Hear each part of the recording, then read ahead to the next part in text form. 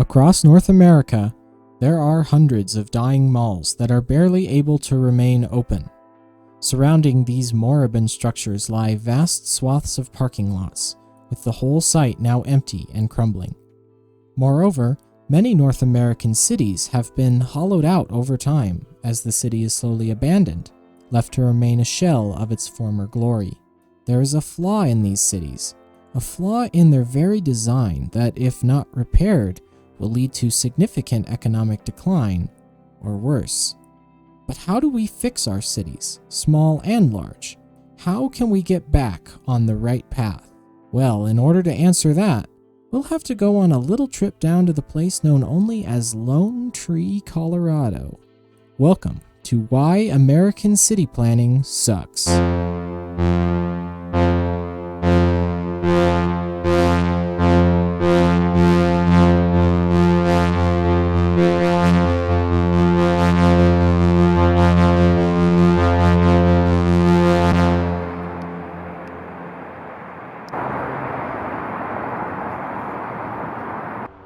Hi, welcome to the County Line Station on RTD's Southeast Corridor.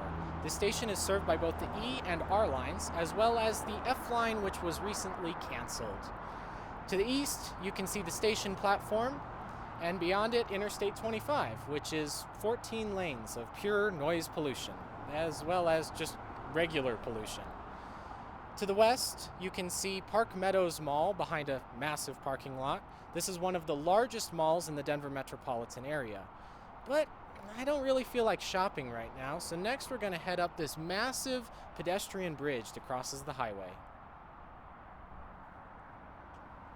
And so I made my way through the station, which was noticeably empty. I have been on many public transit networks in my life, but never have I seen stations as empty as those of outer Denver. The view from the bridge is not bad, although it makes the mall look much closer than it actually is. Now it's time to cross the giant interstate, and I must say the noise up here is exactly what you'd expect it to be.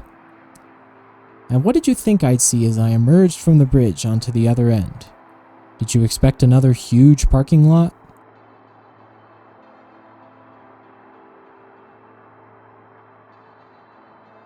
Yes, that's right.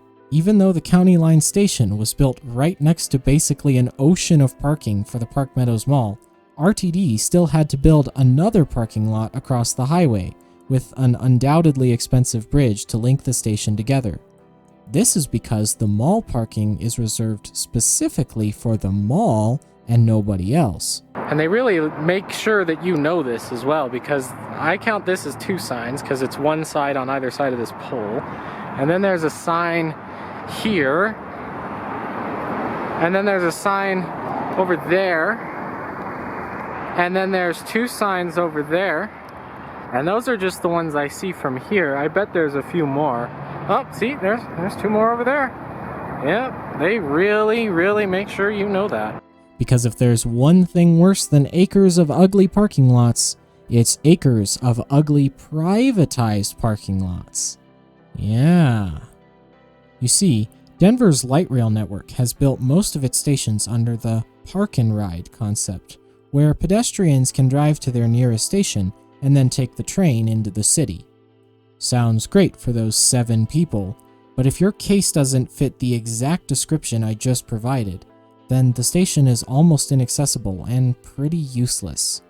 And just from my general observation, I don't think people are parking and riding in this city, or at least not at County Line Station. In contrast to the busy mall next door, the station's parking lot is almost completely empty. But honestly, I'm surprised.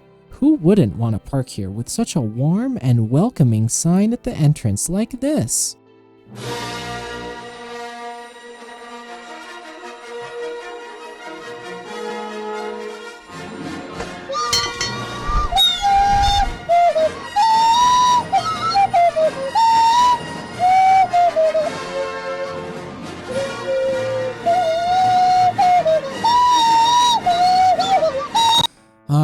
I love RTD. Next, I felt like checking out the surroundings, because it seems like common sense that any good train station has things around it. I am here, and to the south is a church, which is inaccessible to pedestrians from the station, as there are no sidewalks to it, and really the only way is by walking through the grass here, or going all the way around. This is pretty much the same for the two hotels to the north, which is so ridiculous to me, because if I was a tourist staying at this hotel, I would love a mall and a train station to be just a short walk away, but no, 8 feet concrete ledge between Residence Inn parking lots and RTD parking lots, screw you. To the east lies these mid-rise apartments that were built after the station was already open. These are overall in a great location and bordering on transit-oriented, but seeing as there's only one pedestrian crossing with no signal, and that the buildings all have their own parking lots as well, makes it obvious that the train was an afterthought here. I also can't forget to talk about the Park Meadows Mall to the west, which is at least somewhat accessible from the station through the use of this rather nice separated walking path. My issue is that it is a much longer walk than it needs to be, as you have to go up and down again in this triangle shape because the pedestrian path had to be built along the grain of parking. Like, was it really that hard to just build it like this? Whatever, at least it's here. In the past, I have taken the train to this station to go to the mall, and it is evident I am in the minority here, as I have never seen or heard of another person doing this besides me. I think one reason for this is because many just don't know that you can walk to the mall from the station. In all my previous trips to the mall from here, I would just walk through the parking lot, as I had no idea there was an actual path. It is really hard to spot unless you've looked on Google Maps beforehand, as coming from the station this just looks like a path to the dumpster. Even so, RTD designers must have thought, well, maybe people will park at their local park and ride, and then we'll take the train to the mall. But why would the average commuter do that if they could just drive to the mall? Very few people will use your transit network if it is far less convenient than just driving. Alright, I'm at the east entrance. There's some pigeons up on top of the church there. I think there are actually more pigeons currently at this station than people. So what have we got here? 2 inaccessible hotels, an inaccessible church, a mall nobody walks to, a group of predominantly car-centric apartments, and these lovely signs everywhere. Wow. It's really sad as well because this station has pretty amazing train services. In the 10 or so minutes I spent filming on the station platform, at least 3 trains went by in each direction. Granted, they were from 2 different lines, but still, that's great frequency. Look, they even got a giant metal bird, swan, crane, handle, sink thing. Yeah. The station is not dying because the transit is bad. The station is dying because of the crippling issues with the park and ride system.